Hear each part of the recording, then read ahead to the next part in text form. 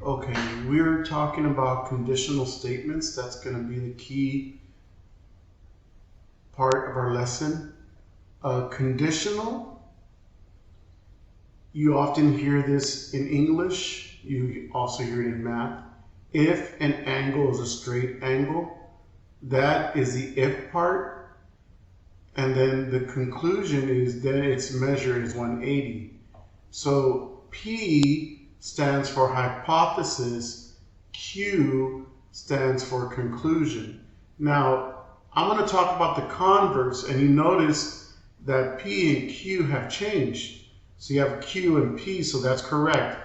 The converse is you're changing the conclusion and you're changing the hypothesis.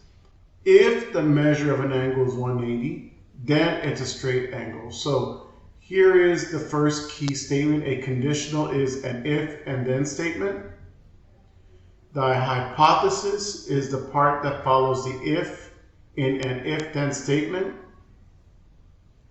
The conclusion is the part of an if then statement that follows then. We're going to continue with examples. We have identifying the hypothesis and conclusion.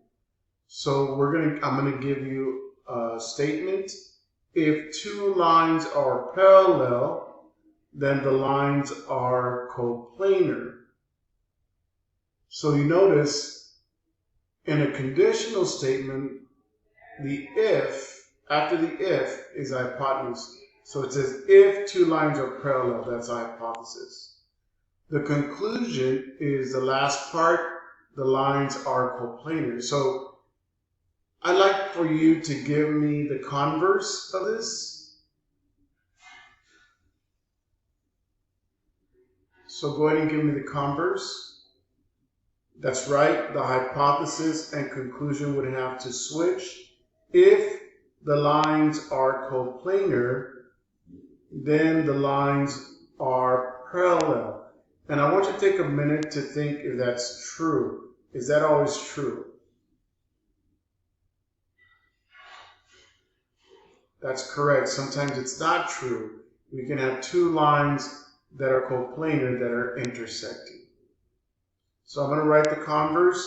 So I want everybody to write the converse. So we have converse. So we have converse. If the lines are coplanar, then the two lines are parallel. So let me write that down. If the lines are coplanar, then the two lines are parallel. And we said that is not always the case. You can also write a conditional that's in algebraic form.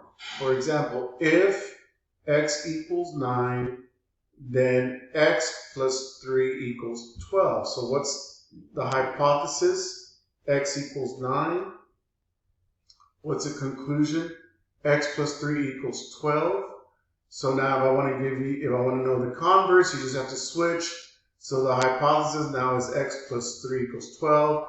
The conclusion is x equals 9.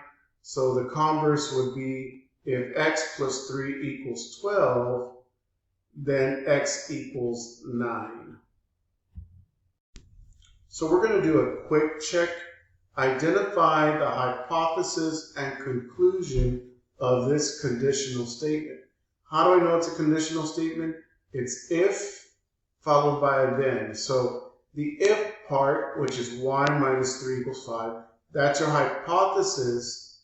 Then y equals 8 is your conclusion. Now, if you wanted to give me the converse, you would say if y equals 8, then y minus 3 equals 5. So go ahead and take the time to write down the converse on your paper. So I went ahead and wrote the converse. If y equals 8, then y minus 3 equals 5. What I'm going to do now is I'm going to go to number 2. So I'm going to go ahead and move it up. And here's number 2. Write the converse of the following conditional. So I want to identify the hypothesis. It says if two lines are not parallel and do not intersect, then they are skew.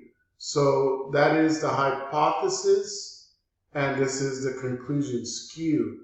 They are skew. So the converse would be if two lines are skew, comma, then, so that's the if part, then they're not parallel and they do not intersect.